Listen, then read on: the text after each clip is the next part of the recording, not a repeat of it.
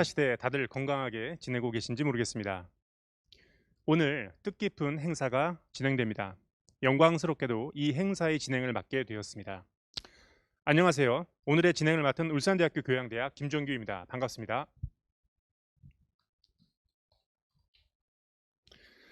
오늘의 행사는 포스코 청암재단과 독일 라우만 재단의 협업 프로그램인 리스타트 21 미래사회와 인간 세미나 시리즈 제1차 세미나입니다. 코로나 시대를 넘어 새로운 포스트 코로나 시대를 꿈꾸기 위한 여정이 이제 시작됩니다. 여러분 모두 그 꿈의 여정에서 더 큰 꿈을 꾸셨으면 합니다. 이제 첫 번째 세미나를 시작해야겠습니다. 그 전에 몇 가지 당부의 말씀 드리고자 합니다. 이 세미나는 코로나 위기를 극복하고 진정한 인간다운 삶을 향한 새로운 미래 사회로 나아가는 출발점을 마련하기 위해 기획되었습니다. 우리의 삶을 스스로의 생각과 의지대로 살아가고 이를 토대로 새로운 경제적 기회와 번영을 추구하는 미래로서의 포스트 코로나 시대를 꿈꾸기 위하여 포스코 청암재단과 독일 라우만 재단이 이와 같은 협력 프로그램을 마련한 것입니다. 다시 한번 두 재단에 감사의 말씀드립니다. 오늘의 세미나를 통해 꿀 꿈은 우리 모두를 위한 것입니다. 그러니 참여자분들 모두 이 꿈꾸기에 동참해 주셨으면 합니다. 온 오프라인으로 강연과 관련된 질문 적극적으로 보내주시기 바랍니다. 여러분들의 소중한 질문과 의견 최대한 반영하도록 노력하겠습니다. 그리고 오늘의 행사는 온오프라인으로 동시에 진행됩니다. 현장에서는 방역 수칙을 잘 지켜 진행 중인데요. 계속해서 마스크 잘 착용하시고 거리 잘 지켜주셨으면 좋겠습니다. 자, 이제 오늘의 본 세미나를 위해서 이 발표자를 청해야 할 시간입니다. 오늘의 발표자를 소개하기에 앞서 노래 이야기를 잠깐 하도록 하겠습니다. 노래 가사가 하나 있습니다. 세월이 날 철들게 해, 시간이 날 물들게 해, 안 돼, 안 돼, 안 돼. 난 변치 않을래, 힘 없는 어른들처럼. 난 믿고 살 테야, 꿈결 같은 세상. 노래를 불러드릴 수도 있는데요. 시간 관계상 그만두겠습니다. 이 노래를 듣고 제가 갑자기 어떤 생각이 들었습니다. 이 노래가 이미 30년이 넘었다는 것입니다. 그런데 그 생각을 하다가 갑자기 감격스러워졌습니다. 누가 봐도 저는 어른인데 아직도 꿈을 꾸고 있었기 때문입니다. 철들 만한 나이인데 아직 철이 안 들었더라고요. 그래서 제가 아직 철학을 공부하고 있는지 모르겠습니다. 사실 제가 원래 이러진 않았습니다. 제게 늘 꿈을 꿔야 한다는 것을 가르쳐 주신 분이 있었죠. 철이 들면 철학을 할 수 없다는 것을 말이죠. 아마 그분은 오늘도 큰 꿈을 꾸고 계실 것입니다. 세상의 혁명가들은 모두 몽상가이기도 합니다. 혁명가들은 꿈을 실현시키고자 하는 사람들이죠. 이런 의미에서 그분을 저는 혁명가라 생각합니다. 늘 꿈의 여정을 향해 가는 젊은 테세우스처럼 하시는 분, 오늘 모실 분이 바로 그분입니다. 사설이 길었습니다. 소개하겠습니다. 오늘 우리와 함께 큰 꿈을 이야기해 주실 성균관대학교 철학과의 이종관 교수님을 소개해 드리겠습니다. 박수로 맞이해 주시기 바랍니다.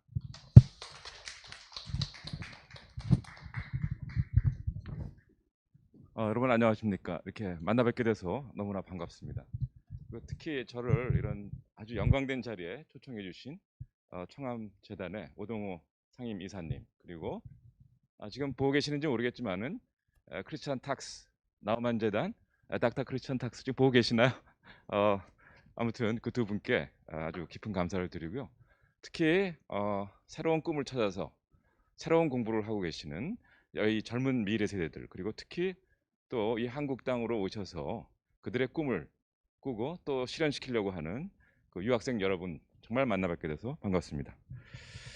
오늘 여러분과 함께 저는 좀 미래를 그려보고 싶습니다. 철학적으로요. 사실 이제 미래를 얘기하는 책들은 많이 있죠. 근데 이제 철학에서 미래를 얘기하는 건 거의 드문 일입니다. 근데 사실 철학의 원래 과제는 미래를 디자인하는 게 원래 철학의 과제죠. 그래서 저는 이제 언젠가부터 철학적 미래학 내지는 인문학적 미래학이라는 것을 조금 아까 저를 좀 과장되게 소개해 주신 우리 김종규 교수와 함께 좀 해보고 있는데요. 그래서 여러분과 함께 진짜 여러분이 좀 앞으로 미래를 떠맡을 미래 세대의 정말 주인공들이죠. 그래서 여러분들과 함께 도대체 어떤 미래를 우리가 가야 될까를 한번 생각을 해보겠습니다. 그리고 더더군다나 이게 철학적이기 때문에 여러분들에게 어떤 정보나 지식을 전달하는 그런 강연이 아닙니다. 철학은 함께 생각하는 학문이죠. 또 지혜를 얻기 위한 학문입니다. 근데 지혜는 다 우리가 이미 갖고 있습니다. 다만 우리가 자신이 갖고 있는 지혜를 일종의 자신에 대한 자긍심 부족, 뭐 자신감 부족 때문에 잘 꺼내놓질 않죠. 그리고 자꾸 남의 얘기만 들으려고 그러는데 철학은 자기 얘기를 하는 시간이고, 그러나 이제 강연이기 때문에 제가 뭐 일방적으로 말씀을 드릴 수밖에 없겠지만은 나중에 이따 질문이나 토론 시간에 자신의 얘기를 꺼내주시면 좋을 것 같습니다. 제목은 뭐 여러 가지를 붙여놨어요. 포스트 코로나의 미래, 5차 산업혁명이 올 것이냐, 그 다음에 요즘 최근에 이슈가 되고 있는 메타버스, ESG, 그 다음에 이제 스마트 순환경제, 이런 것이 사실은 오늘 강의의 키워드라고 말씀드릴 수 있겠는데요. 핵심은 과연 2019년 우리가 갑자기 습격을 받게 된 이 코로나라는 사태가 과연 대재앙이 될까, 아니면 대전환이 될까, 이런 거를 함께 생각해 보고자 합니다. 자, 그래서 일단 이런 순서로 진행이 되겠는데요. 제가 시간이 지금 70분밖에 허용이 안 돼 있어서 이 목차에 대한 설명은 생략을 하겠고요. 전반부는 조금 철학적이고 또 미래의 비전을 우리가 어떻게 가져야 되는가라는 것을 얘기하는 부분이 되겠고요. 후반부는 이제 앞으로의 세계가 과연 어떤 양상으로 전개될지라는 것을 생각을 해보면서 여기서 우리가 어떤 돌파구를 마련해야 될지라는 것을 여러분들과 함께 좀 고민해보고 싶습니다. 자, 일단은 지금 상황이라는 것 자체가 미래를 생각하지 않을 수 없게 만든다. 도대체 미래가 어떻게 될까라는 것이 아주 절박한 물음으로 등장하고 있습니다. 그런데 우리가 솔직히 고백해야 될 게 있습니다. 인간은 미래를 예언할 능력이 없습니다. 스스로 미래를 예언할 능력이 있다고 주장하는 인간은 사기꾼이거나 아니면 인간이 아니라 신인입니다. 그럼에도 불구하고 인간은 근본적으로 미래를 향해서 살 수밖에 없죠. 여러분들 지금 여러분의 미래 때문에 여기 와 가신 것이고, 여러분의 미래 때문에 한국에 와 계신 것이죠. 그래서 인간은 시간을, 미래를 먼저 삽니다. 그게 굉장히 중요합니다. 그래서 인간은 미래를 예언할 수 있는 능력이 없음에도 불구하고 인간은 미래를 생각하고 기획하지 않을 수 없다. 이게 굉장히 인간이 갖고 있는 모순적인 삶의 방식 내지는 존재 방식이라고 할 수 있습니다. 그래서 우리는 필연적으로 절박하게 미래에 대해서 생각을 해볼 수밖에 없는데, 그러나 이 미래에 대해서 생각하는 건 너무 어렵습니다. 그래서 제가 좀 나름대로 찾은 방법은 미래의 도시가 어떻게 돼야 될까라는 것을 생각해 보는 것입니다. 왜냐하면 두 가지 이유가 있습니다. 첫 번째, 인간이라고 하는 것은 대개 공동체를 이루면서 도시에 삽니다. 인간은 뭐 지옥이나 연옥이나 천국에서 사는 게 아니죠. 인간은 도시에서 살게 되어 있습니다. 그런데 윈스턴 처칠이 한 얘기를 기억을 해보는 게 필요한데요. 윈스턴 처칠이 이런 얘기를 했죠. 인간이 도시를 만들지만 그 도시가 인간의 삶을 결정한다, 이런 얘기를 했습니다. 그래서 미래의 도시가 어떻게 만들어지냐에 따라서 그 안에서 우리의 삶의 방식, 미래의 삶의 방식이 결정된다고 할 수가 있습니다. 그 첫 번째 이유고요. 왜 도시를 모델로 해서, 예로 해서 미래를 생각해 봐야 되는가라는 것이 첫 번째 이유가 조금 아까 말씀드린 것이. 두 번째 이유는 도시는 사실상 모든 것이 집결돼서 만들어지는 것입니다. 그 시대 최고의 과학기술, 그 시대의 최고의 자본, 그 시대의 최고의 기업, 그 시대의 권력, 그 시대의 인간의 사회적 관계, 그다음에 그 시대의 삶의 철학, 이런 것들이 다 집결돼서 만들어지는 것이 도시입니다. 그래서 미래의 도시가 어떻게 돼야 될까라는 것을 사례로 놓고 미래를 생각해 보면 미래에 대한 상이 비교적 분명해집니다. 그래서 이제 미래 도시 상을 제가 한번 여러분과 함께 생각해 보기 위해서 몇 가지 사례를 들고 왔는데, 첫 번째, 미래 도시 상으로 우리에게 떠오르는 풍경은 이런 것이라고 할 수 있죠. 예컨대 서울, 뭐 상하이, 싱가포르, 이런 데는 미래의 모습이 이렇게 될 가능성이 많습니다. 특히 서울은 이렇게 될 가능성이 많죠. 왜냐하면 서울은 지금 부동산으로, 뭐 여러분도 아시는지 모르겠지만 부동산 가격이 폭등하고 있고, 그래서 그 문제를 해결하는 방법은 초고층 빌딩을 다 아주 밀집시켜서 짓는 것이 해결 방법이다. 이런 얘기들이 있습니다. 그래서 그러한 방식으로 우리가 미래를 향해서 가게 된다면 도시의 모습은 초고층 길밀들이 아주 빡빡하게 밀집되는 이러한 모습을 보이겠죠. 그 다음에 두 번째, 여러분들은 한국에 와서 그런 말 들어보셨는지 모르겠지만 한국 사람들을 부르는 또 하나의 별칭이 하나 있습니다. 별명 같은 게. 그게 뭐냐면 배달의 민족입니다. 한국 사람들은 24시간 가장 효율적인 배달 시스템으로 삶을 해결하고 있습니다. 그리고 이것이 앞으로 더 가속화될 거라고 예측이 되고 있죠. 이제 코로나 사태가 왔기 때문에 한국 사람들은 특히 한국 사람뿐만 아니죠. 세계의 모든 사람들이 모든 것을 배달시키는 라이프 스타일로 가고 있습니다. 그리고 이 추세가 끊이지 않는다면 그야말로 우리는 배달의 라이프 스타일을 미래에도 살 수밖에 없을 것이고, 그렇게 되다 보니까 24시간 가장 효율적으로 이 배달의 라이프 스타일을 충족시키는 가장 효율적인 과학기술적 수단은 뭐라고 생각되느냐 하면 드론이라고 생각됩니다. 많은 사람들이 그렇게 얘기하고 있죠. 그래서 만일 이 대한민국 서울에 30년 후에 이런 초고층 건물들이 빽빽히 들어서고 또 모든 것을 배달시키는 이러한 라이프 스타일이 더욱더 강화된다면, 제가 한번 생각을 해봤어요. 저도 아파트에 살고 있는데 하루에 내 아파트에 드론이 몇 대가 날라올까? 그 다음에 서울시에 얼마나 많은 드론이 날아다닐까? 라는 생각해보니까 이런 그림이 그려지는 것 같아요. 사실은 이제 우리 한국 사람을 배달의 민족으로 일컫는 것은 이 대한민국이라는 땅에 역사가 처음 시작됐을 때의 인간 공동체를 배달의 민족이라고 부르고 있고요. 그리고 이 땅의 역사가 처음 시작된 날을 이 한국 사람들은 뭐라고 부르려고 했냐면 개천절, 하늘을 연 날이다, 이렇게 이름을 부르고 있습니다. 그런데 21세기의 배달의 민족은 잘못하면 하늘을 닫는 그런 민족, 폐천절, Closing the Sky가 되겠죠. 폐천절을 기념해야 되는 그런 민족이 되지 않을까, 그렇게 생각도 해볼 수 있는데, 아무튼 미래의 도시가 어떻게 돼야 될까 라는 것을 생각해 볼 때 떠오르는 첫 번째 풍경은 이런 것이 아닐까, 이렇게 생각이 됩니다. 그래서 여러분과 같은 미래 세대들은 이제 생각해 봐야 될 것은 과연 내가 이러한 도시에 살아야 될까? 내가 살던 도시가 이런 것일까를 염두에 두시면서 미래를 한편 고민해 주면 좋을 것 같습니다. 두 번째, 미래의 풍경으로 제시되는 요즘에 가장 흔한 사례는 소위 말하는 일론 머스크 같은 사람들이 제시하는 화성 식민지 도시죠. 만일 이 지구 땅이라고 하는 것이 뭐 대기 오염이라든지 미세먼지라든지 이런 것 때문에 더 이상 살 수 없게 될 경우에는 지구와 가장 비슷한 조건을 가진 화성의 식민지를 개척해서 거기에 도시를 개척을 해서 지구와 비슷한 온실을 만들어 놓고 거기에 살아야 된다. 그리고 그러한 것이 지금 과학기술의 발전 속도가 상당히 빠르기 때문에 2050년쯤이면 이러한 화성의 식민지를 개척해서 도시를 만들고 미래 세대들은 일로 이민 보내는 것이 가능할 것이다, 이런 얘기를 하고 있는데요. 여러분들 화성으로 이민 가는 것이 여러분의 원하는 미래인지 한번 생각해 보시기 바랍니다. 자, 첫 번째, 두 번째는 상상 속의 도시입니다. 상상 속의 미래 도시예요. 세 번째 도시는 상상 속의 도시가 아니라 현재 있는 도시입니다. 그럼에도 불구하고 우리가 미래의 도시를 생각해 볼 때 반드시 이 사례로 한번 생각해 봐야 되는 도시입니다. 왜냐하면 이 도시는 소위 지속 가능한 도시 1위에 올라 있는 도시입니다.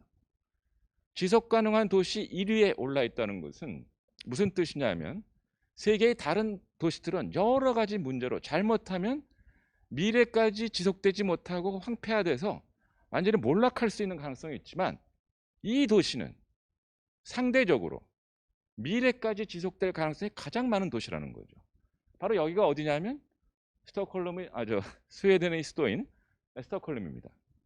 그래서 여러분들이 지금 세계의 도시 모습을 보여드렸는데요. 어떤 도시를 선택하느냐에 따라서 그 도시를 만들기 위해서 필요한 과학기술 다 달라집니다.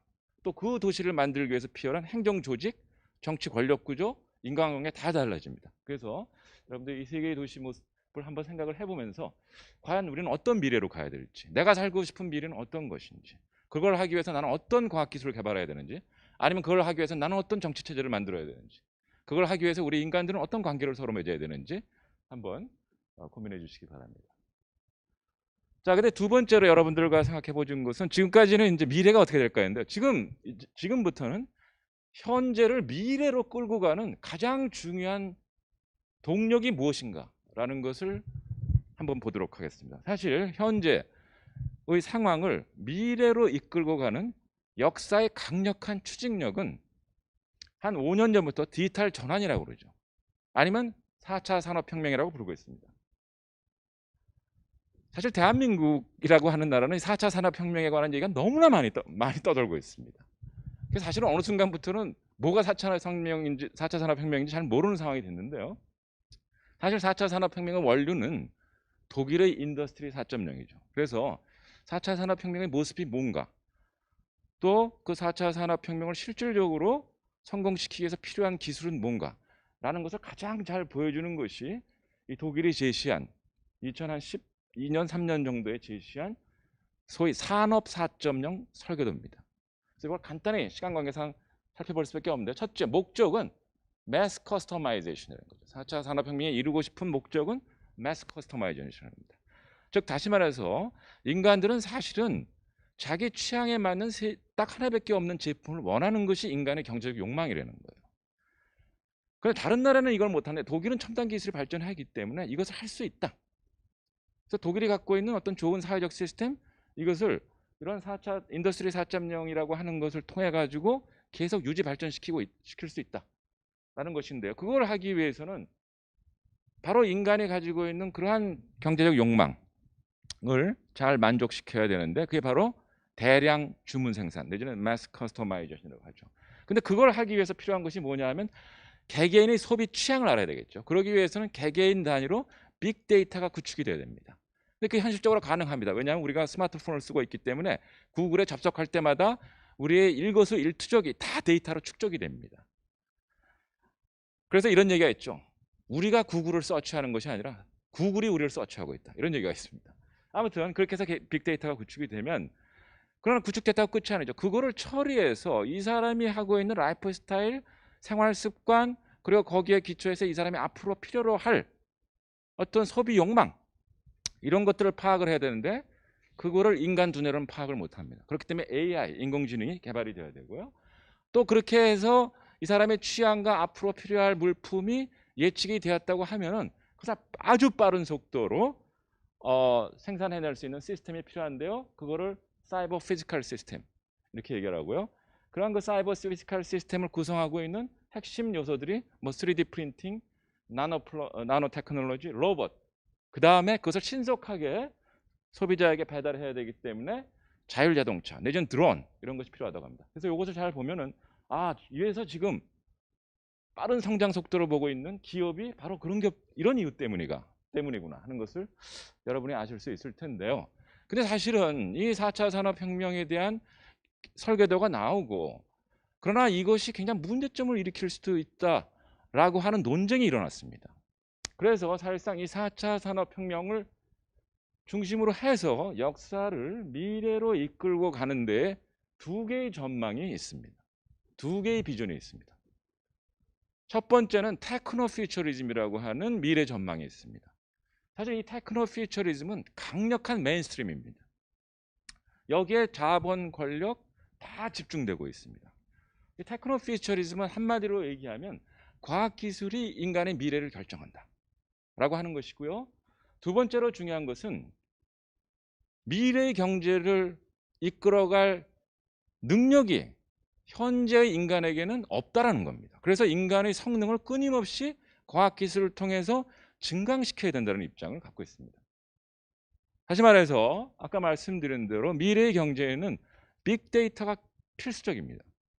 그걸 또 처리하는 두뇌의 능력이 필요합니다. 그러나 우리 인간의 자연 두뇌는 그렇지 못합니다. 그렇기 때문에 우리의 두뇌를 메타브레인, 아티피셜 인텔리전스의 또 다른 이름입니다. 아티피셜 인텔리전스란 말이 너무 식상했기 때문에 메타브레인이라는 말을 쓰는데, 메타브레인으로 개조해야 된다. 또 나아가서는 앞으로는 이 감성 산업 같은 것이 유망한 산업이기 때문에 이 감성이 발달한 인간이 필요하다는 거죠.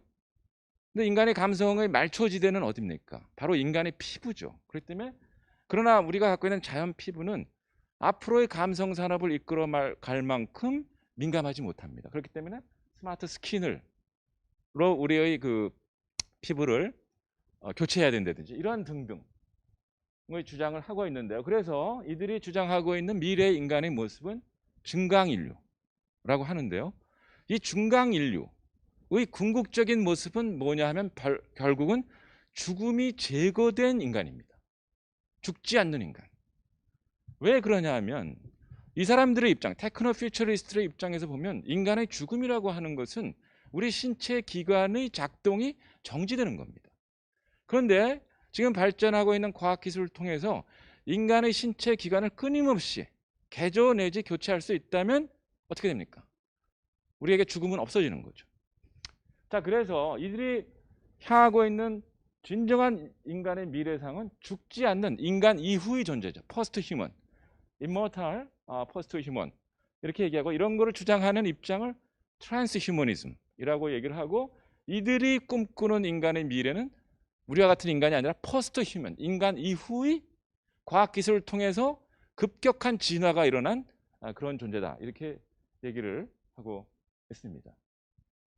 이런 것을 주장하는 사람이 누구냐면 바로 레이 커즈웰 같은 사람인데요. 이게 굉장히 흥미로운 것은 상당히 정확하게 현재의 흐름을 보여주고 있다는 거죠. 이 그래프로 이 사람은 과학기술자이기 때문에 상당히 수학적으로 모든 걸 표현하는데 이제 X축이 현재의 첨단 과학기술, 특히 나노 바이오, 뭐 인포메이션 테크놀로지, 코그니티브 사이언스 이런 것들이 서로 컨버지, 즉 융합되는 그러한 축입니다.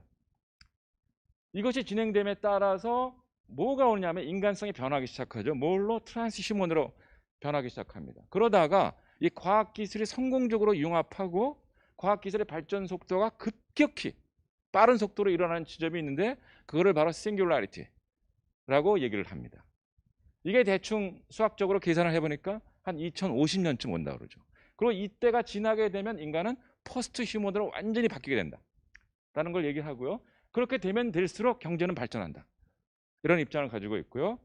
특히 이 이러한 그 계산에 따르면 이 급격한 그러니까 이 융합이 현단 과학 기술의 융합이 성공적으로 이루어져서 급격한 발전이 일어나는 시점이 계산이 됩니다. 그게 대충 언제쯤으로 계산되냐면 2050년쯤으로 계산이 되고 있어요. 그래서 거기를 바로 특이점이라고 얘기를 하고 있고요. 이런 주장을 하는 데 있어서 선봉 리더의 역할을 하고 있는 사람이 바로 레이 커즈웰이라는 사람입니다. 여기서 보시는 바와 같이 World Leading Futurist라고 하는 이러한 명성을 지금 갖고 있죠. 세계에서 가장 영향력이 큰 미래학자로서의 명성을 가지고 있고요. 또 동시에 더 중요한 것은 이 사람이 구글의 미래 산업에 구글의 미래 사업 계획에 상당한 영향력을 행사하는 임원으로 재직하고 있다는 겁니다. 그래서 이 사람은 미래학자이면서 임원으로 재직하고 있다면 이 사람이 미래를 어떻게 보느냐에 따라서 구글 같은 강력한 힘을 가진 회사가 추진하고 있는 사업이 우리의 삶을 바꿀 수도 있다라고 하는 것을 우리가 염두에 둬야 될 것 같고요. 그래서 이 사람이 꿈꾸는 미래는 결국은 영생이죠. 죽지 않는 eternal life, 죽음이 제거된 그런 삶이라고 얘기할 수 있고요. 이 사람의 생각을 이어받아 가지고 좀 인문학적으로 좀 각색을 해서 책을 쓴 사람이 바로 유발 하라리의 호모데우스, 즉 신이 된 인간. 왜냐하면 유럽 사람들의 경우는 인간과 신을 구별하는 결정적인 기준이 죽느냐 죽지 않느냐죠. 그래서 호모데우스, 신이 된 인간이 바로 미래의 인간이다. 이런 얘기를 하고 있습니다. 자, 그런데 이 사람의 영향력이 어느 정도냐면 예술에 강력한 영향을 미쳐서 이 사람이 오스트레일리아에서 지금 활동하고 있는 스탈렉이라고 하는 소위 말하는 포스트 휴먼 아티스트입니다. 신체를 과학기술을 통해서 끊임없이 개조하는 형태를 취하고 있어요. 왜냐하면 여태까지는 우리 몸이라고 하는 것은 자연적으로 갖고 태어나서 그것 갖고 살면서 죽어야 될 거라고 생각하는데 그렇지 않다는 거죠. 우리가 갖고 있는 몸은 그냥 우연적인 사건이에요. 우리의 몸은 현재의 과학기술을 통해서 끊임없이 개조하고 기계와 합체시킬 수도 있고 귀도 반드시 여기에 붙을 필요가 없는 거죠. 팔에 붙이는 이러한 그 생물학적 조작이 가능하다는 것을 예술적인 어떤 작품으로 지금 보여주고 있는 그런 사람이라고 할 수 있고요. 실질적으로 비즈니스는 지금 일론 머스크가 하고 있는 뉴럴 링크라고 하는 비즈니스죠. 이 뉴럴 링크는 뇌과학, 인공지능학, 컴퓨터 사이언스 이런 것들을 융합시켜서 뇌에 인공 칩 같은 것을 이식시킴으로 해가지고 두뇌의 성능을 증강시키려고 하는 이런 비즈니스 모델이라고 얘기를 할 수가 있습니다. 자, 그래서 지금까지 제가 너무 짧게 얘기를 해서 좀 황당하게 느껴질지 모르겠지만, 그래서 2010년 타임즈에서 이런 얘기를 했죠. 구글은 과연 죽음의 문제를 풀 수 있는가? 라는 것을 특집 기사로 다룬 적이 있고요. 그리고 이제 구글은 인간을 당장 죽음을 제거하고 영생을 살게 할 수는 없지만 인간의 수명을 한 500년까지 늘리는 것은 우리가 해볼 수 있다라고 해서 캘리코라고 하는 회사를 세워서 지금 연구를 열심히 하고 있습니다. 자, 지금 그런 상황인데요. 문제는 그래서 이러한 데 특징, 이 테크노 퓨처리즘이 갖고 있는 특징을 요약을 해본다면 영생하는 포스트 휴먼이 미래 인간이라고 보는 것이고, 우리 몸이라고 하는 것은 우연적 사건이다. 그래서 이걸 조금 학술적인 용어로 disembodiment라고 합니다. 탈육체화. 그 다음에 이들이 꿈꾸는 미래는 공학화된 인간, 엔지니어링 오브 휴먼이라고 할 수 있고요. 그래서 결과적으로 이들의 입장을 한마디로 요약을 하면 속성의 공학, 과학기술의 발전 속도를 끊임없이 가속화하면 모든 문제가 해결된다 라고 하는 입장입니다. 자, 이런 입장에 반해서 이들의 입장을 비판하는 입장이 있습니다. 그거를 굳이 얘기한다면 휴메인 퓨처리즘이라고 얘기하는데, 이 테크노 퓨처리즘이 강력한 메인스트림을 형성하고 있다면 여기는 아주 미약합니다. 마이너예요. 그리고 뚜렷한 조직도 없습니다. 이쪽 테크노 퓨처리즘은 상당히 잘 조직화된 힘을 갖고 있어요. 여기는 그냥 산발적으로 이러한 입장에 대해서 테크노 퓨처리즘에서 비판적인 입장을 갖고 있는 그러한 어떤 그 학자들인데요. 그들의 입장을 좀 모아보면 이와 같은 특징으로 정리가 된다는 것인데요. 그중에 가장 인간의 어떤 절박한 문제, 죽음의 문제를 이들은 어떻게 보고 있는가라는 것을 한번 보도록 하죠. 자, 이 죽음의 문제. 테크노 퓨처리스트는 죽음은 인간의 최고 기능 결함으로 보고 있습니다. 그래서 그것을 과학기술을 통해서 제거해야 된다 이렇게 보고 있는데, 여러분이 잘 아는 스티브 잡스는 이렇게 얘기를 하고 있어요.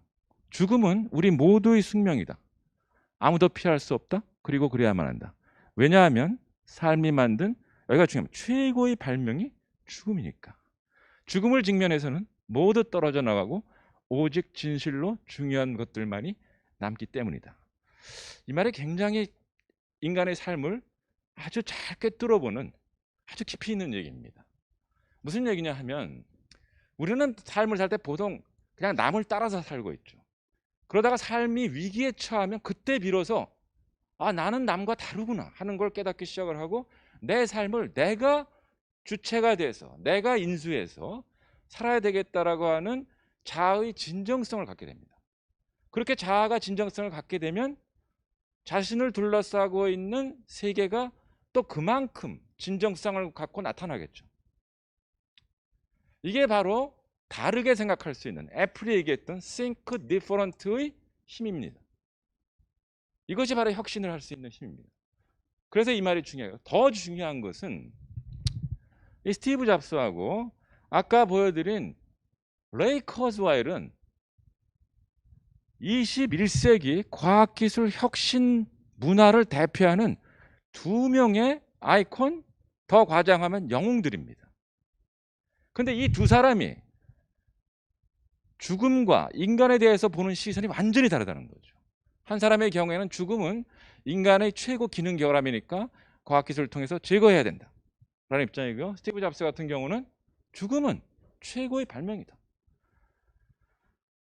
이런 얘기를 했습니다. 그래서 이 말의 뜻을 조금 더 우리가 잘 음미하기 위해서 한 두 사람을 더 소개할 텐데요. 그 두 사람은 바로 첫 번째, 여러분들 잘 아는 물리학자인 스테판 호킹이라는 사람입니다. 자, 이 사람이 이런 얘기를 남겼어요. 나는 내일이라도 죽을 수 있다는 것을 깨닫고 있었기 때문에 하루하루를 최선을 다하여 살아야 했다. 이 말을 굉장히 우리가 잘 들어봐야 됩니다. 왜냐하면 스테판 호킹이 유명인이기 때문이 아니라 두 가지 이유 호킹에서입니다. 스테판 호킹의 모습을 보면 사실은 과학기술과 합체된 몸을 갖고 있습니다. 그래서 어떻게 보면은 테크노 퓨처리스트들이 얘기하는 포스트 휴먼으로 가는 그 과정에 있는 사람이라고 볼 수 있어요. 즉 죽음이 없는 그 세계로 가고 있는 사람이다 라고 볼 수 있습니다. 두 번째, 이 사람은 물리학자입니다. 물리학자는 모든 것을 물질로 보고 탐구하죠. 그래서 만일 모든 것이 물질이라면 죽음은 뭡니까? 그냥 0입니다. 아무 의미가 없는 상태예요. 그런데 이 사람의 경우에는 죽음이라고 하는 것을 미리 깨닫고 있었기 때문에 최선의 삶을 살 수가 있었던 거죠. 오히려 이 사람은 죽음이라는 것을 미리 깨닫고 있었기 때문에 그 죽음이 어떤 역할을 했냐 하면 이 사람의 삶을 최선의 차원으로 드높이는 그런 역할을 했다는 겁니다. 그래서 우리가 이 말을 한번 잘 새겨볼 필요가 있고요. 마지막으로 독일 철학자 한 사람 소개했는데 로베르트 슈페만이라고 하는 사람이 이런 얘기를 했어요. 인간이 영원히 산다는 것은 모든 순간, 모든 기쁨, 모든 인간적인 만남이 무의미한 것으로 퇴색한다는 것을 의미한다. 왜냐? 우리가 영원히 산다면 모든 것은 언젠가는 반복됩니다. 모든 것이 반복된다면 소중한 것이, 가치 있는 것이 있을까요? 없죠. 가치로운 것, 소중한 것은 결국은 우리가 유한하다는 것, 인간의 존재가 유한하다는 것에서부터 나오는 것입니다. 그래서 예를 들어서 우리가 경영학 같은 데서 뭐 밸류 체인 뭐 이런 말을 많이 쓰는데 중요한 것은 이 밸류의 원천이 어디 있느냐는 거죠. 인간 삶의 유한성이라는 겁니다. 그래서 이런 사람이 이렇게 하죠. 삶의 종말에 대한 불안이 없다면 의미와 가치로 충만된 인간의 현재 삶도 없다. 이런 얘기를 했습니다. 그럼 마지막으로 이 휴메인 퓨처리즘이 갖고 있는 입장을 테크노 퓨처링과 대비해서 속성의 공학과 대비시켜서 숙성의 미학이다. 이렇게 특징 지을 수 있겠는데요. 숙성의 미학이라는 말이 뜻하는 바는 뭐냐 하면은 모든 존재하는 것들은 적절한 시간을 누려야 가장 좋은 가치에 도달한다. 이런 뜻입니다. 이 속성의 공학과 숙성의 미학은 문제를 정의하고 문제를 풀어가는 솔루션을 찾는 두 개의 방식이라고 할 수가 있습니다. 즉 문제를 속성의 공학의 입장에서 찾느냐, 정의하느냐, 아니면 숙성의 미학의 입장에서 정의하느냐에 따라서 솔루션이 달라지고, 솔루션이 달라지기 때문에 공장 같은 데서는 설비까지 달라지게 됩니다. 이 말이 좀 어려운 것 같아서 예를 들어서 설명을 해보도록 하겠습니다. 자, 와인을 한번 생각을 해보죠. 우리가 만들고 싶은 것이 와인입니다. 그럼 와인을 우리가 정의를 해야 되겠죠. 와인이라는 것의 컨셉을 우리가 설계를 해야 됩니다. 와인은 과연 뭘까? 속성의 공학의 입장에서 보면 와인은 이렇게 정의될 수 있습니다. 14%의 알코올을 함유한 붉은 색깔의 액체, 이렇게 되겠죠. 그리고 그것을 더욱더 정밀하게 과학적으로 정의하면 저런 화학식이 될 겁니다.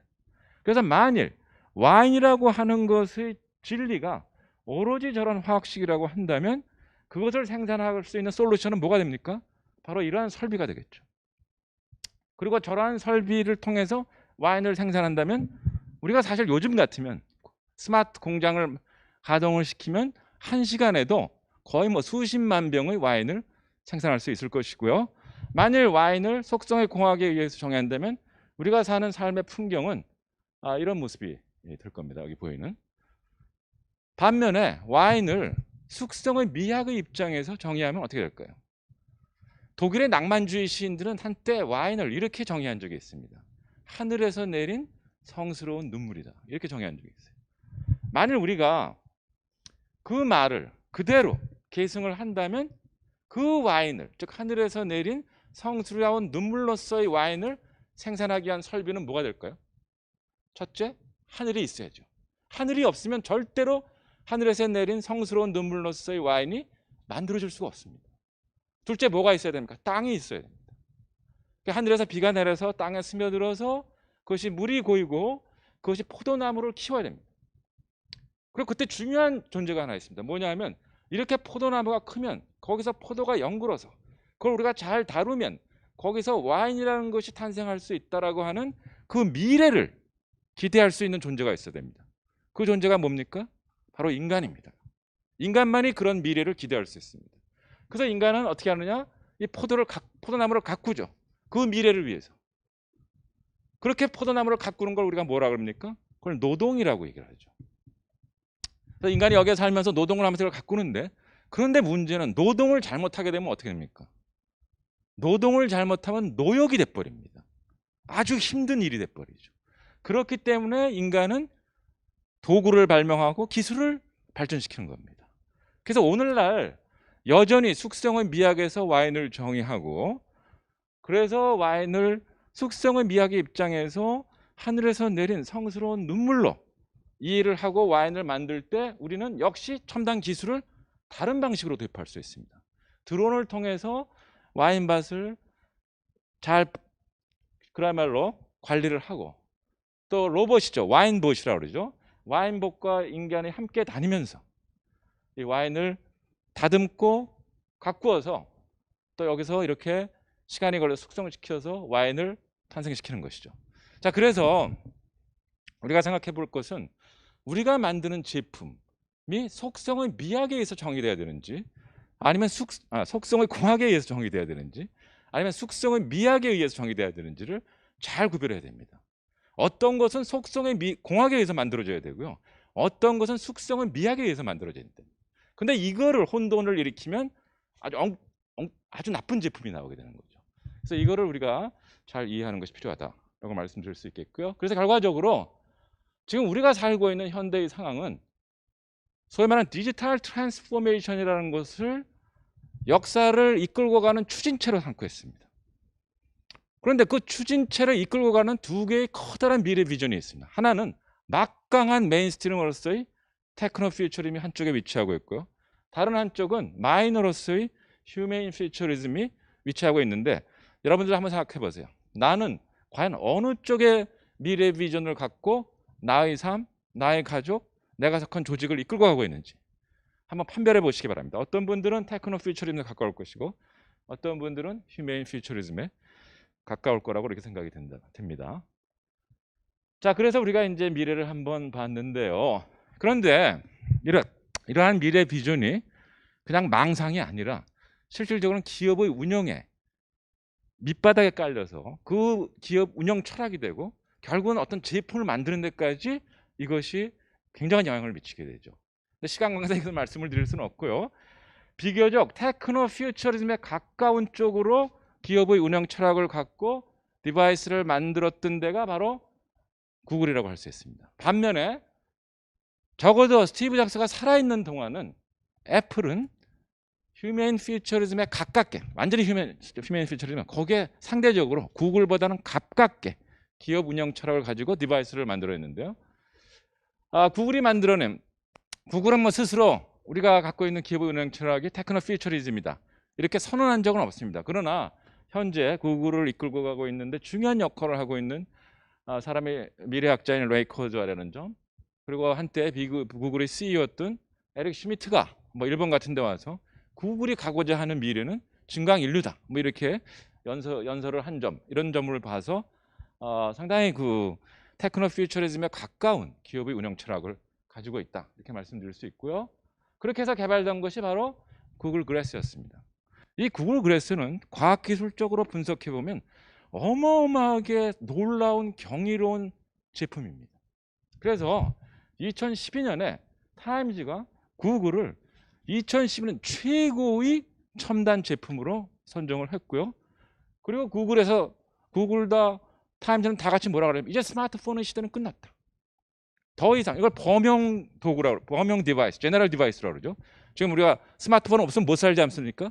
마찬가지로 이제 스마트폰은 시대는 가고 우리는 구글 글래스를 쓰지 않고는 한시도 살 수 없다 라는 식으로 얘기를 했고, 타임즈도 거기에 동의를 했었습니다. 그런데 어떻게 됐습니까? 2013년 세계를 휩쓴 것은 구글 글래스가 아닙니다. 뭐였습니까?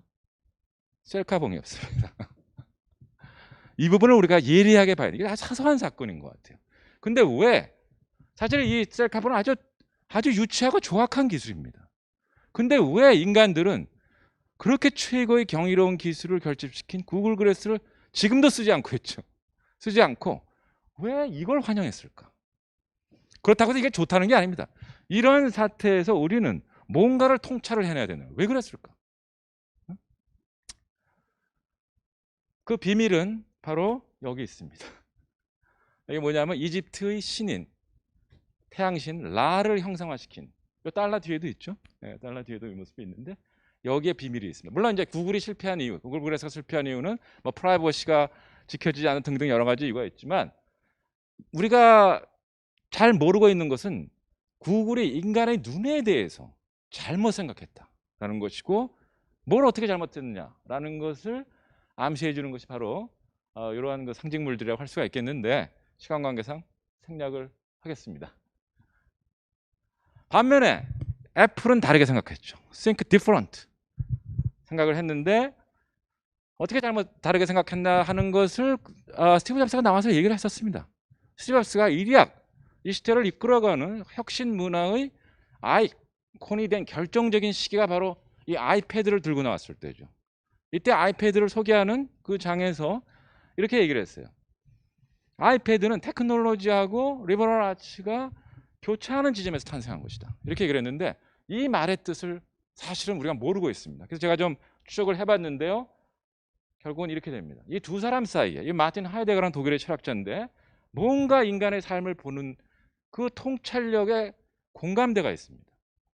그 다음에 두 번째로는 거기서 끝나는 것이 아니라 마틴 하이데거의 철학을 컴퓨터 사이언스에 응용한 사람이 있습니다. 이 사람이 누구냐? 바로 마크 와이저라고 하는 당시에 제록스 파크 연구소의 칩 테크놀로지스트였어요. 이 사람이 유비쿼터스 컴퓨팅이라는 것을 창시하게 되는데 이 유비쿼터스 컴퓨팅이라는 것을 창시할 때 결정적인 아이디어를 받게 되는 것이 바로 이 마틴 하이데거의 책이었어요. 그리고 쓴 논문이 마크 와이저라는 사람이 쓴 논문이 바로 1991년에 나온 논문입니다. 21세기를 위한 컴퓨터는 어떻게 돼야 될까? 라고 논의를 하면서 유비쿼터스 컴퓨팅이라는 개념을 만들어내게 됩니다. 그리고 거기서 뭐라 그러냐면 이 유비쿼터스 컴퓨팅이 구현되기 위해서는 패드라는 디바이스가 필요하다. 이런 얘기를 하게 됩니다. 근데 그걸 제대로 이해한 사람이 누구냐 하면 바로 스티브 잡스였죠. 그래서 이 아이패드가 나오기까지 이러한 그 소위 말하는 생각의 역사성, 생각의 흐름이 있습니다. 이게 바로 1929년에 나온 마틴 하이데거의 철학책이요. 그거를 읽다 보면 도구라는 것이 무엇이냐, 디바이스라는 것이 무엇이냐라고 하는 철학적 논의가 나옵니다. 그거를 응용해서 유비쿼터스 컴퓨팅이라는 걸 창안을 했고요. 그 다음에 그거를 실질적으로 제품화에 성공시킨 것이 바로 아이패드다. 이렇게 말씀을 드릴 수가 있습니다.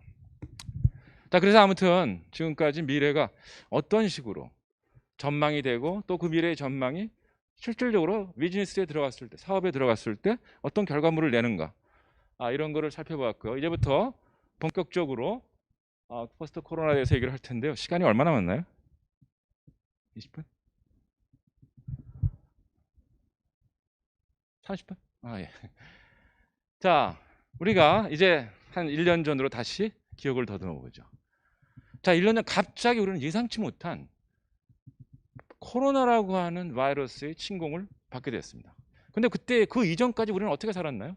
전 세계의 사람들이 유목민처럼 대도시에 몰려들면서 관광을 즐기면서 쇼핑을 하면서 살았었습니다. 그런데 갑자기 코로나가 우리를 습격해오면서 도시가 텅 비게 됐어요. 그리고 우리가 다 어디로 피난을 갔습니다. 어디로 갔을까요? 우리는 집으로 간 것 같죠. 그러나 사실 우리는 집으로 피난 간 것이 아니라 어디로 갔습니까? 지금 바로 이 상황인데요. 예전 같으면 우리가 직접 여기서 만났겠지만 만나지 못하고 지금 어디서 만나고 있나요?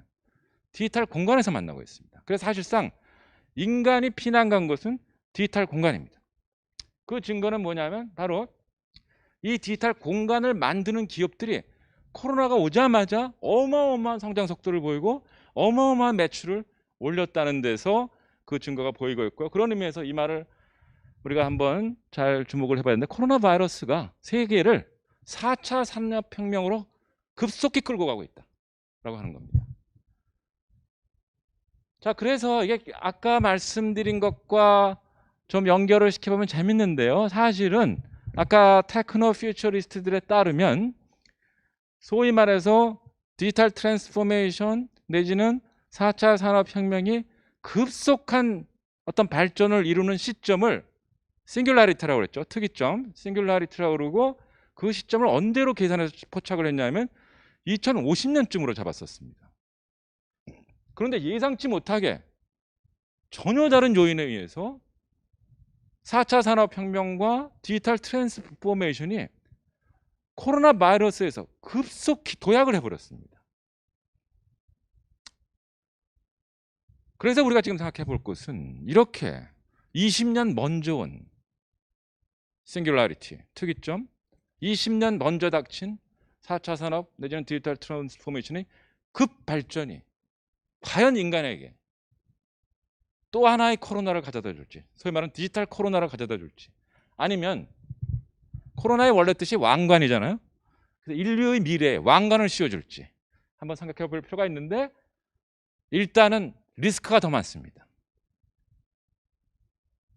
왜냐하면 코로나가 오기 전에 사실은 20세기 초반부터 디지털 트랜스포메이션이 시작됐는데요.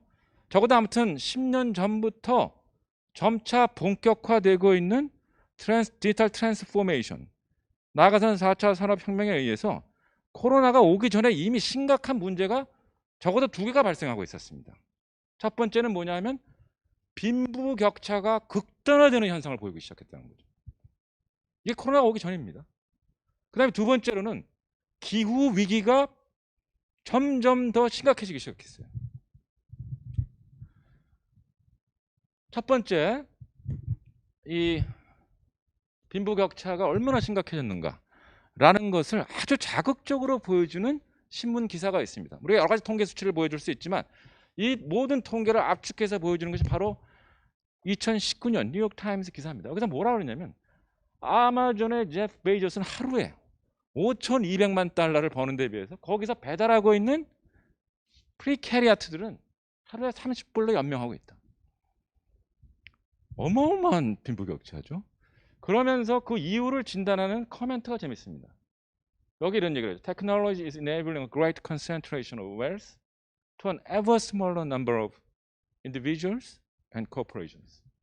기술이 점점 더 극소수의 개인과 기업에게 천문학적인 부를 집중시키고 있다라는 것입니다. 즉 다시 말해서 이 디지털 트랜스포메이션이라는 것을 통해서 그것 자체로 이미 감당할 수 없는 빈부격차가 일어나고 있다는 거죠.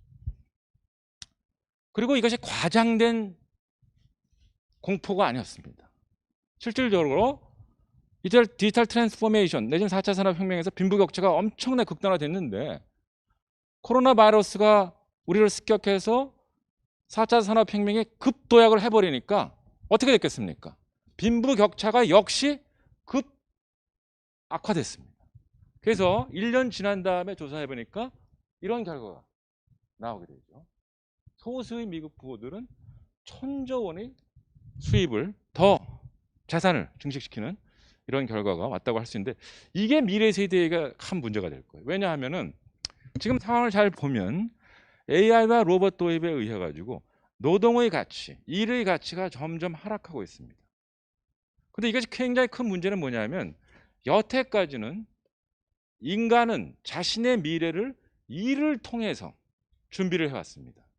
즉 미래라는 것은 아까도 말했듯이 인간은 미래를 알 수 없기 때문에 미래라고 하는 것은 늘 우리에게 불안을 줘요. 근데 그 불안을 극복하는 방식이 일을 열심히 하는 것이었습니다. 그런데 일의 가치가 하락하기 때문에 이제 일을 통해서 미래를 준비하고 삶을 안정화시킨다는 것은 거짓말이에요. 그럼 미래를 어떻게 준비해야 되느냐? 우리는 소위 말해서 잭팟을 터뜨려야 되죠. 한국말로 대박을 터뜨려야 됩니다. 그래서 사실 요즘 젊은 세대들은 대박의 꿈을 꾸고 있습니다. 그런데 이것이 매우 합리적인 생각이에요. 아주 역설적으로 말하면 이러한 대박의 망상이라고 그러죠. 이 대박의 망상은 오늘날의 젊은이들이 미래를 준비하는 합리적인 결정으로 강요되고 있습니다. 여러분도 아시다시피 최근 2, 3년 우리나라도 그렇고 중요한 세계 국가의 젊은이들이 모두 대박의 망상으로 몰려가면서 그 꿈을 이루려고 합니다. 근데 그 대박의 망상을 이룰 수 있는 가장 효과적인 방법은 뭐죠? 그건 투기입니다. 자, 그래서 지금 전 세계적으로 투기가 창궐을 하고 있는데 투기 경제는 결국 그 종말이 뭡니까? 0.01%의 승자와 99.99%의 패자를 만들어내죠. 그래서 그러한 투기 경제는 파멸할 수밖에 없습니다. 그래서 반드시 이렇게 된다는 게 아니라 이런 리스크가 있다라는 것을 우리가 한번 생각을 해봐야 된다는 겁니다. 두 번째는 디지털 트랜스포메이션을 통해서 우리는 전 세계의 물품을 단 하루 만에 배송받을 수 있는 그러한 마법을 갖게 됐어요. 정말 그 마법을 갖게 됐습니다. 근데 그 결과는 뭐냐 하면 어마어마한 폐기물의 방출이에요. 자, 그러기 위해서는 이게 왜 그렇게 됐나를 알기 위해서는 현재 경제 시스템이 과연 뭔가라는 걸 제대로 알아야 됩니다. 사실은 현재 경제 시스템을 칭하는 여러 가지 용어가 있지만 또 심지어는 근대 산업혁명, 영국에서 일어난 근대 산업혁명부터 현재까지를 4단계로 구분을 하고 있죠. 각 단계마다 굉장한 변화가 일어났다. 1차 산업혁명, 2차 산업혁명, 3차 산업혁명, 4차 산업혁명으로 엄청난 변화가 각 단계마다 일어났다고 하는데 그건 사실은 겉으로만 그렇습니다. 실제로는 뭐냐? 정말 근대 산업혁명부터 지금까지 그 경제를 이끌어가고 있는 심층의 구조는 리니어 이코노미, 즉 선형 경제라고 하죠. 선형 경제라는 것은 뭐냐면 일단 자연에 관한 생각이 다릅니다. 자연은 그 자체가 뭐냐 하면은 자원의 저장소예요. 모든 것은 자원이에요. 그래서 그 자원을 채취를 해서 그거를 제조를 해야 되죠. 제조를 해서 그걸 상품으로 만들어야 됩니다. 그리고 그 상품은 어떻게 됩니까? 인간에 의해서 소비돼야 됩니다. 그래서 이때부터 인간의 정체성이 소비자로 바뀝니다. 그 전까지 인간의 정체성, 특히 유럽 사람들은 어떤 의미에서는 신자들이었어요. 그러나 산업혁명이 일어나서부터 인간의 정체성이 바뀌기 시작합니다. 뭘로? 컨슈머, 소비자로 바뀌기 시작합니다. 그리고 소비자가 하는 일은 뭡니까? 물질을 소모시키는 겁니다. 그래서 결과적으로 이 선행경제가 낳는 것은 쓰레기, 폐기물들이죠. 그런데 이게 2차 산업에 새로운 기술이 들어오면서 이 과정이 굉장히 효율화되기 시작합니다. 그래서 결과적으로 뭐냐 하면은 폐기물이 폭증하는 경제가 돼버리죠. 3차 산업혁명이 일어나면서 더더욱 이것이 효율화되고 이제 심지어는 지능화되기 시작합니다. 그래서 폐기물이 정말 그 이전과 비교할 정도로 또 폭증이 되죠. 자, 그런데 이런 선행 경제가 유지되기 위해서는 인간의 소비 욕망이 무한 증식돼야 되는 겁니다. 그래서 이 선행 경제를 유지시키는 것은 인간의 소비 욕망의 무한 증식이라는 것이 절대적으로 필요하고요. 그 결과물은 사실은 폐기물의 폭증이다 라고 얘기를 할 수 있고, 사실 이것 때문에 어떻게 됩니까? 환경이 어마어마하게 파괴되면서 심지어는 인수 공통 전염병이라는 것이 창궐하게 되고, 그것이 결국은 어떻게 됩니까? 지금 우리가 서로 만나지도 못하는 이런 상황으로 결과를 맞이하게 되는 것이고, 그 결과가 결국 뭡니까? 선형 경제를 마비시켜요. 또 굉장히 역설적인 상황입니다. 사실 모든 것이, 살아있는 모든 것, 인간, 생명체, 경제 시스템이 다 망가지는, 그래서 이건 팬데믹이 아니라 철학적으로 얘기하면 온토신데믹, 복합적인 존재론적 위기다, 이렇게 얘기를 할 수가 있겠죠. 자, 그것을 보여주는 것이 바로 이 그림이죠. 사실은 우리 선형 경제는 4차 산업혁명을 통해서 인공지능화되고 스마트화됐습니다. 그래서 폐기물이라고 하는 것이 과거와는 비교할 수 없을 정도로 지금 양산되고 있어요. 그래서 이걸 보여주는 것이 이 그림인데, 이게 바로 이제 과거의 쓰레기들이죠. 근데 여기에 덧붙여서 소위 말해서 선형 경제를 스마트화하니까 스마트 쓰레기들이 지금 폭증하고 있습니다. 이게 매우 역설적인 상황이에요. 자, 그래서 이 상황을 그대로 우리가 방치하다가는 코로나는 극복할 수 있을지 몰라죠. 그러나 또 다른 팬데믹이 인간을 습격하고, 그래서 미래는 팬데믹의 시대가 될 것이다, 이렇게 전망하는 사람들도 있고요. 또 이제 지구는 점점 가열화돼서 인간이 살 수 없는 멸종 상태가 될지도 모른다는 그러한 전망도 있습니다. 그래서 여러분들이 이러한 상황을 가벼이 보지 말았으면 좋겠어요. 근데 그렇다고 해서 우리가 미래가 끔찍하구나 절망만 하고 있겠습니까? 아니죠. 인간은 늘 위기를 또 극복해 왔었습니다. 그래서 극복하는 길을 찾아야 될 텐데 극복할 수 있는 길은 뭐냐? 딴 데 있는 게 아니라 바로 4차 산업혁명을 일으킨 그 기술을 다른 방향으로 적용시킵니다. 역적용시키는 겁니다. 그래서 그 기술을 잠깐 말씀을 드리겠는데요. 첫 번째, 디지털 기술이라는 걸 잘 보면 모든 것을 이미지화하고 가상화하죠. 그래서 이런 특징들을 뭐라 그러냐 하면 비물질화 시킨다 그래요. 사실은 뭐 우리 컴퓨터 모니터에 있는 것은 전부 그냥 이미지, 물체가 아니라 이미지들이잖아요. 그래서 그거를 조금 더 철학적으로 표현하면 디지털 공간에서 모든 것은 비물질화된다 라고 얘기를 하고 있는데, 여러분과 같은 미래 세대들은 지금 디지털 공간에서 놀고 있습니다. 그래서 여러분들이 놀고 있는 이 디지털 스페이스의 그 플레이그라운드를 뭐라 그러죠? 요즘 메타버스라고 부르고 있습니다. 그런데 이 메타버스의 특징을 잘 보면 매우 희망적인 가능성이 있어요. 물론 여기도 아주 나쁜 것들이 있지만은 희망을 얘기하고 싶습니다. 아주 희망적인 부분들이 있어요. 첫째 뭐냐 하면 이 디지털 공간의 플레이그라운드는 비물질화의 영역이기 때문에 물질 과잉 소비가 최소화될 수 있는 가능성이 있다는 거죠. 즉 여러분들이 지금 구매하는 것을 가만히 보면 디지털 캐릭터, 아바타, 진짜 구찌의 핸드백이 아니라 구찌의 이미지, 핸드백 뭐 이런 것들입니다. 네? 이게 물질이 아니에요.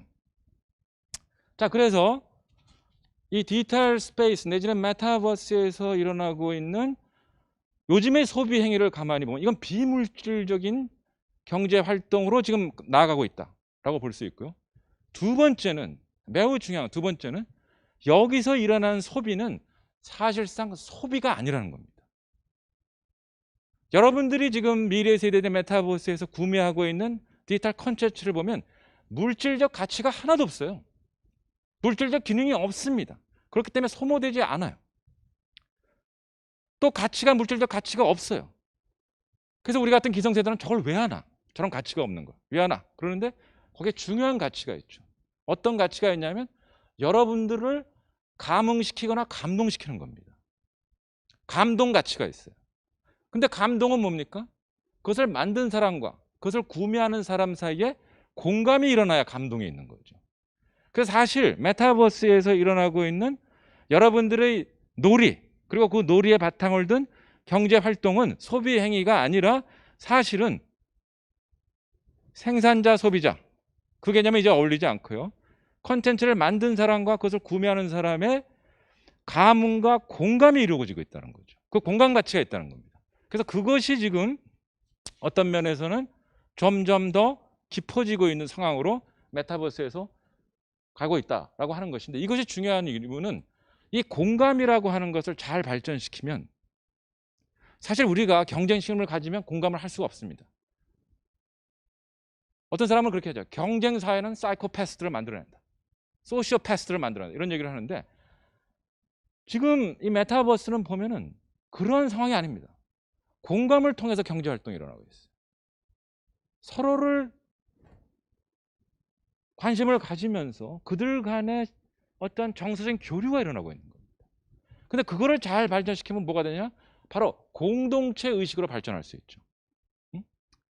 자, 그래서 사실 이 메타버스가 가지고 있는 희망적인 것은 여기서 일어나고 있는 소위 말하는 MZ세대들의 결제 활동은 과거와는 다른 소비 행위가 아니라 비물질적 공감, 공동체적 의식이 발전할 수 있는 그러한 경제 활동이라고 할 수가 있고요. 이거를 잘 발전시키면 우리는 물질 과잉 소비의 선형 경제로부터 탈출할 수 있는 길을 열 수가 있다는 것이고, 그리고 여기서 인간의 정체성이 바뀐다는 거죠.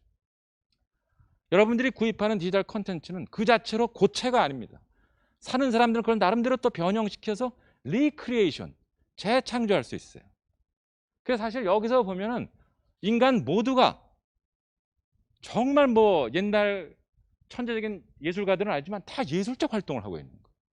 일종의 리크리에이션 활동을 하고 있는 겁니다. 그래서 리크리에이션에 기반한 또 공감에 기반한 이러한 경제 활동이 일어나고 있다고 할 수가 있겠고요. 이런 의미에서 앞으로 여러분들이 개발해야 될 AI는 인간의 능력을 초월하는 그런 AI를 개발하는 것이 아니라 인간의 이 리크레이션 능력의 조력자 내지는 헬퍼가 되는 그런 인공지능을 개발을 해야 되는데, 다행히도 그런 인공지능이 지금 어떤 회사에 의해서 개발이 되고 있는데요. 이 동영상의 구동을 가만히 있어, 어떻게 해야 되나? 이게 좀 구동이 안 돼요. 이건 뭐냐 하면은 이 가상 현실 그 HMD라고 그러죠. 구글 글래스를 쓰고 이 인테리어 같은 걸 우리가 쉽게 할 수 있는 겁니다. 여기에 이렇게 뭐 클릭을 하기 시작을 하면은 자기가 원하는 가구 같은 것을 갖다 놓을 수가 있어요. 이미지로. 또 색깔도 입힐 수가 있고 또 위치가 자기가 옮길 수도 있고 이렇게 합니다. 그래서 누구나 인테리어를 할 수가 있고요. 나아가서는 정원을 나름대로 디자인할 수도 있습니다. 마찬가지로 나무를 다 이러한 인공지능 툴을 이용해 가지고 자기가 심고 싶은 나무를 다 심을 수 있고 그걸 배치를 어떻게 할 수도 있고 또 나아가서는 그 색깔을 어떤 색깔로 할 수도 있습니다. 그래서 중요한 것은 과거에는 고도의 전문성을 가진 사람이 인테리어든지 조경이라든지 심지어는 작곡할 수 있었지만 이제는 평범한 사람도 거기에 대한 관심과 어느 정도의 감수성만 있으면 어느 정도의 인테리어, 어느 정도의 조경, 어느 정도의 작곡 이러한 창조적인 행위를 할 수 있다는 거죠. 자, 그래서 중요한 것은 이제 많은 것이 바뀔 수 있다는 거죠. 지금까지는 디바이스는 효율성을 위해서만 개발이 됐습니다. 시간을 절약하려고 하는 것이 디바이스들이었어요. 그러나 앞으로는 어떠한 시간에 우리가 몰입할 수 있는 디바이스를 개발해야 된다는 것이고요.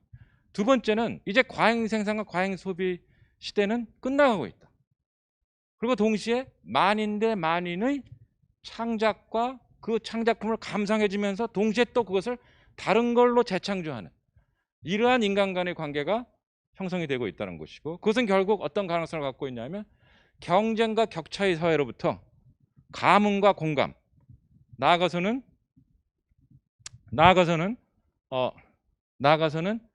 그 공동체 의식으로 발전할 수 있는 가능성을 가지고 있다. 이렇게 말씀을 드릴 수가 있습니다. 이게 구동이 됐으면 참 좋은데요. 자, 그래서 이게 뭐 지금 그 메타버스를 이끌어가고 있는 기업들인데요.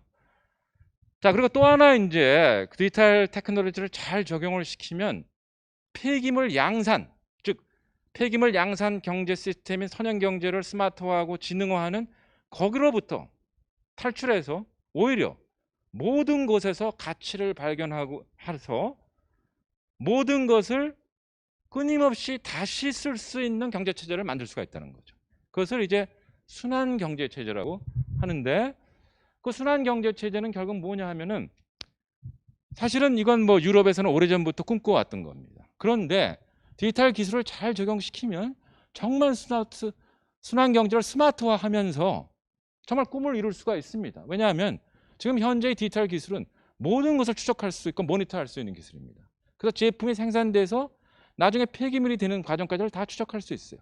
근데 폐기물은 가만히 보면 어떤 사람에게는 쓸모없는 거지만 어떤 사람에게는 필요한 것이 될 수 있습니다. 거기에 가치가 숨어 있어요. 그래서 디지털 기술을 잘 활용해서 디지털 기술의 추적 기술, 빅데이터 이런 걸 잘 활용을 하면 필요 없는 것이 필요하게 되는 사람과 연결을 시켜줄 수 있는 그러한 플랫폼이 형성이 될 수 있죠. 네. 자, 그런 기술은 지금 현재 기술 충분히 가능합니다. 빅데이터 그런 걸 AI를 관리해서 소비자를 찾아주는 기술 뭐 이런 것이 충분히 가능합니다. 자, 그래서 이런 것이 이제 되기 위해서는 우리가 디지털 기술과 그 인공지능을 잘 적용을 시켜서 이 순환적인 수요 공급망, Circular Demand Supply Chain 이것을 구축을 해가야 되고요. 그 다음에 서플라이고 디맨드를 잘 실시간으로 매칭시키는 그러한 어떤 그 플랫폼들이 필요하고요. 그 다음에 중요한 것은 배송 시스템을 바뀌어야 되죠. 지금의 배송 시스템은 지금 배달하는 시스템은 소비를 유혹하는 겁니다. 빅데이터로 개개인의 소비 취향을 추적을 해서 광고를 띄워가지고 그 사람이 자기도 모르게 사게 되게. 그래서 그걸 빨리 공급받는 그런 시스템이 사실 현재의 물류 시스템, 로지스틱 시스템이라고 하는데 이게 지금 바뀌어야 됩니다. 어떤 바뀌으로? 모든 상품에는 사실은 끊임없이 가치가 재생성될 수 있는 잠재력이 있습니다. 그래서 그거를 추적해서 그거를 필요로 하는 사람에게 전달하는 이런 역물류 시스템, 리버스 로지스틱이라는 것이 필요하다고 할 수가 있고요. 이것이 잘 되면 리사이클링, 업사이클링이라고 하는 순환 체계가 아주 스마트화하고 또 인공지능을 통해서 효율화되는 이러한 시스템이 가능해지겠죠. 자, 그런데 아까 말씀드린 대로 이러한 기술들이 이미 다 갖춰져 있습니다. 문제는 이러한 기술들을 우리는 어디서 사용하고 있냐면 선형 소비 경제를 성장시켜 팽창시키는 데 여태까지 써왔다는 거죠. 그러다 보니까 어떻게 됐어요? 어마어마한 폐기물이 양산되고 환경이 파괴되고 그래서 결국은 그것이 전염병으로 창궐하는 이러한 결과를 우리가 맞게 되었다고 할 수가 있습니다. 자, 그래서 앞으로 우리가 가야 될 길은 뭐냐 하면은 스마트 내지는 디지털 서큘러 이코노미다. 즉 상품을 애초부터 만들 때 소재 단위서부터 상품의 가치가 끊임없이 순환될 수 있는 방식으로 소재를 만들어야 되고 디자인도 어떻게 되느냐? 계속 순환이 될 수 있는 형태로 디자인을 만들어야 된다는 거죠. 그래서 우리가 소위 스마트 서큘러 이코노미라든지 디지털 서큘러 이코노미의 도식을 만들어 본다면 이렇게 될 수가 있습니다. 그리고 또 이런 것이 되기 위해서는 자본이 형성되는 방식이 바뀌어야죠. 지금까지는 마켓 프로핏, 시장의 수익성만을 위해서 자본이 모였었습니다. 그러나 이미 한국에서도 그렇고 다른 나라에서도 그렇고 이제는 생각이 바뀌었죠. 소시에탈 베네핏, 사회적 복리를 통하지 않고 기업은 수익을 추구할 수 없다 라는 것이 이제는 점차 뚜렷한 기업의 철학으로 자리 잡고 있습니다. 그래서 자본을 형성하는 목적과 방식이 바뀌어야 되는데 목적은 소셜 베네핏이죠. 방식은 뭐냐? 소셜 파이낸스, 사회적 금융입니다. 그리고 이 사회적 금융, 소셜 파이낸스를 효율화하기 위해서 이걸 핀테크하고 융합을 해야 되죠. 그럼 우리가 아주 쉽게 이 소셜 파이낸스를 이루어 나갈 수가 있습니다. 그래서 결과적으로 최종적으로 제가 제안하고 싶은 것은 우리가 진정 포스트 코로나를 재앙이 아니라 인간에게 하나의 왕관으로 다가오는 그러한 미래로 그리고 싶다면 메타버스의 경제와 스마트 서큘러 이코노미를 연동시키는 그러한 새로운 계획을 세워야 된다고 할 수 있고 이것이 불가능하지 않습니다. 아까 말씀드린 대로 메타버스에 숨어있는 젊은 세대들의 새로운 경제 활동을 우리가 좋은 정책, 좋은 제도, 좋은 교육을 통해서 잘 실현시키면 MZ세대들의 공동체 의식이 함양될 수가 있습니다. 모든 것에 대해서 공동체의 어떤 그 의식을 갖게 되는, 심지어는 인간과 인간뿐만 아니라 자연적 사물에 대해서도. 그리고 그것이 함양이 되면 우리는 강한 책임감을 갖겠죠. 우리의 경제 구조를 선형 경제 구조에서 스마트 순환 경제로 혁신해야 되겠다고 하는 강력한 책임감이 생길 것이고, 그렇게 해서 책임감이 생기는 게 중요하죠. 그 책임감이 생겨야 사실상 스마트 이코노미, 서큘러 이코노미가 실현될 수 있을 거라고 합니다. 그렇게 되면은 저도 어떤 인터넷에 이런 문구를 봤는데요. 지금까지와는 달리 완전히 디퍼런트 렌즈로, 다른 렌즈로 전체의 세계를 보는 경제가 만들어질 수 있다. 이렇게 말씀을 드릴 수 있을 것 같습니다. 그래서 이제 사실은 우리가 굉장히 급박한 상황이라는 걸 알고 지금 ESG, 에코, 소셜 밸류, 거버넌스 이런 걸 지표화해서 뭐 경제 활동을 나름대로 컨트롤하려고 그러는데 이것이 각각 독립된 지표로 가면은 성공할 수가 없습니다. 사실은 이 ESG가 제대로 반영되는 그러한 어떤 미래가 오지 않으면 사실 성공할 수가 없죠. 그래서 사실은 심층적인 변화가 일어나야 되고, 아까 말씀드린 그 심층적인 변화는 소위 메타버스 이코노미와 스마트 서큘러 이코노미를 융화시키는 그런 새로운 경제 시스템이라고 얘기할 수 있고, 그 안에서 인간의 정체성은 이제 바뀐다. 지금까지는 인간은 소모하는 존재였습니다. 컨슈머. 그러나 이제부터 우리는 뭐가 되냐? 리크리에이터가 되야 된다.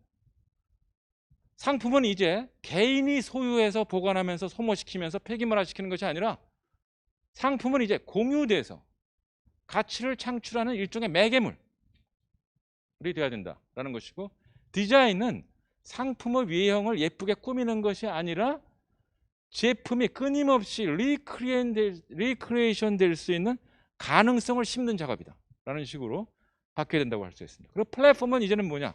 지금까지는 소비를 유혹하고 증폭시키는 일종의 디지털 투망 역할을 했지만, 앞으로는 상품의 가치를 고객들이 끊임없이 재창출할 수 있는 일종의 디지털 아틀리에가 되어야 된다, 이렇게 말씀드릴 수 있고요.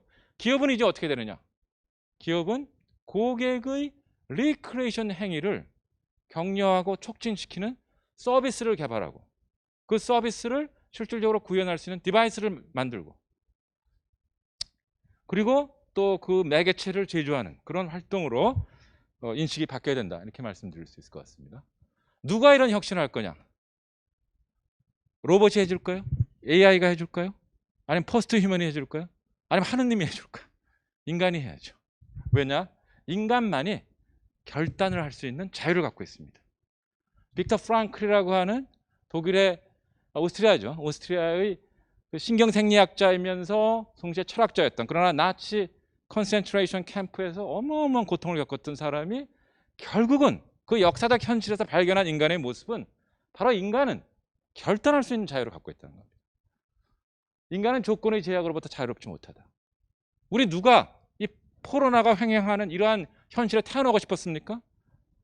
우리는 누구도 그런 선택을 할 수 없었어요. 그러나 이 포스트 코로나에 대해서 우리가 어떤 태도를 취하면서 어떤 결단을 할지는 우리의 자유다라는 거예요.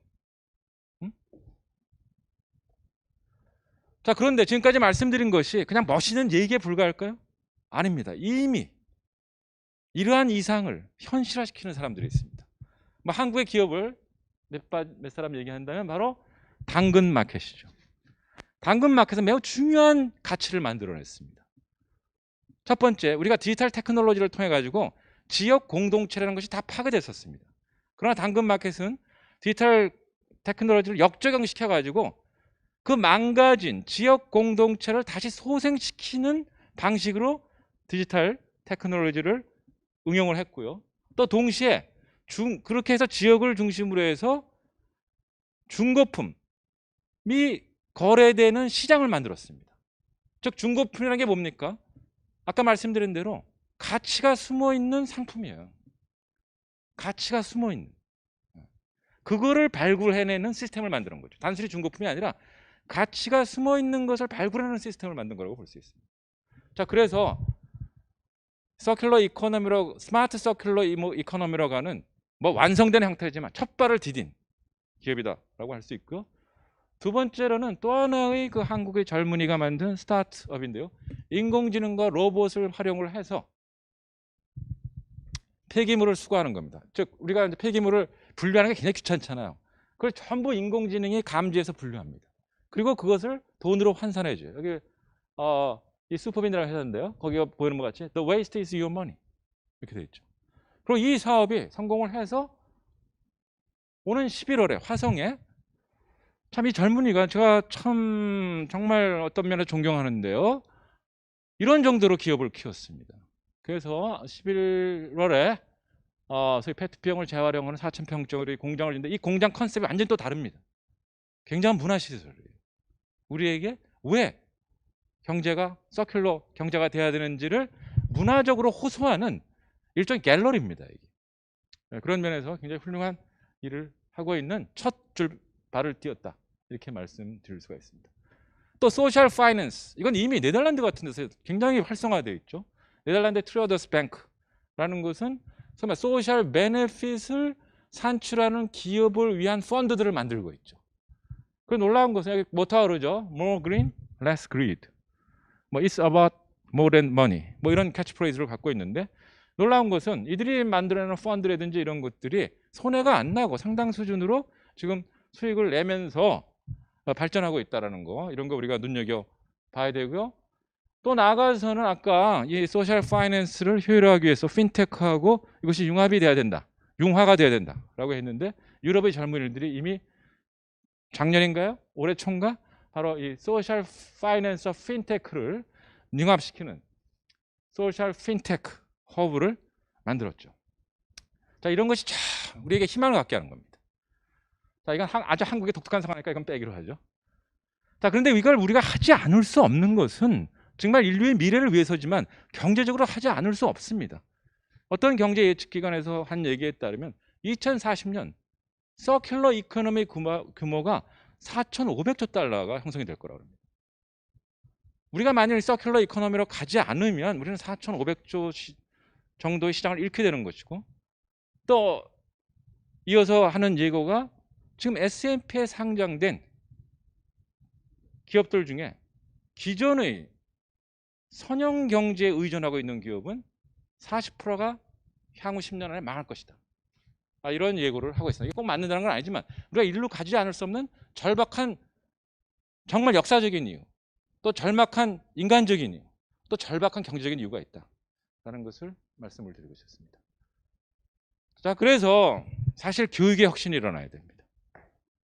교육이 바뀌어야 되죠. 지금까지의 교육은 사실은 선형 소비 경제에 최적화된 인재를 만드는 것이 사실상 대학 교육이라고 볼 수가 있습니다. 제가 있는 대학도 그렇고 다 마찬가지입니다. 그런데 이미 영국의 노스햄튼 대학은 완전히 대학 교육 체제를 바꿨습니다. 뭘로? 바로 소셜 밸류를 만들어내는 그런 커리큘럼, 그런 교육 방법, 심지어는 건물 구조까지 다 바꿨죠. 그래서 저는 21세기 명문대학은 이런 대학일 것이다, 이렇게 얘기를 하고 있습니다. 그래서 마지막으로 오스카 와일드의 말을 좀 인용하고 끝내려고 하는데, 오스카 와일드라고 하는 영국의 극작가가 현대인들을 아주 치명적으로 질타했습니다. 뭐라고 질타했냐면 A man who knows the price of everything and the value of nothing. 현대인들은 어떤 존재냐? 모든 것의 가격을 알지만 어떤 것의 가치도 모르는 인간이다. 이런 얘기를 했는데, 한번 저 같은 기성세대들은 이 말에 좀 타격을 받고 스스로를 성찰해 볼 필요가 있다고 할 수가 있습니다. 결과적으로 이제 마지막으로 이 말만 하고 마치겠습니다. 현재는 미래를 혁신할 수가 없습니다. 미래는 아직 오지 않은 시간이기 때문에 현재가 미래를 혁신할 수가 없죠. 그러나 미래를 바라보는 현재의 눈이 혁신될 때 혁신적인 미래는 다가온다 라는 말씀을 드리면서, 여러분과 같은 미래 세대에 의해서 혁신적인 미래가 오기를 진정으로 바라면서 강연을 마치기로 하겠습니다. 잘 들어줘서 감사합니다.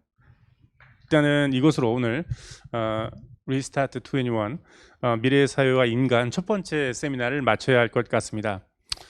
다들 어떠셨는지요? 오늘 오프라인에 계신 우리 참여자분들 어떠셨는지 모르겠습니다. 미래에 대한 큰 꿈 같이 꾸셨는지 모르겠습니다.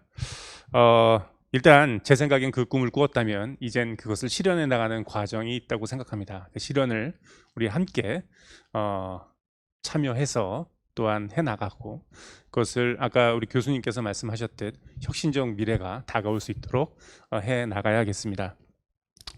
여전히 거친 코로나의 시간이 계속되고 있습니다. 미래를 향한 꿈을 통해서 그 시간 잘 견뎌내시기 바라겠습니다. 참여하신 분들 이 서베이 질문을 꼭 하셔야 소정의 선물이 지급될 수 있다고 하니까요. 꼭 해주시고요. 일단 이것으로 오늘의 행사를 마치도록 하겠습니다. 행사를 기획하고 준비해 주신 포스코 청암재단과 독일 라우만 재단, 훌륭한 강연을 해주신 이종관 교수님, 그리고 우리의 미래인 참여자 여러분들 모두 다시 한번 감사드립니다. 다음 세미나에 대해서도 더 큰 관심을 부탁드리면서 이만 마치도록 하겠습니다. 네, 마지막 감사합니다. 너무나 감사했습니다.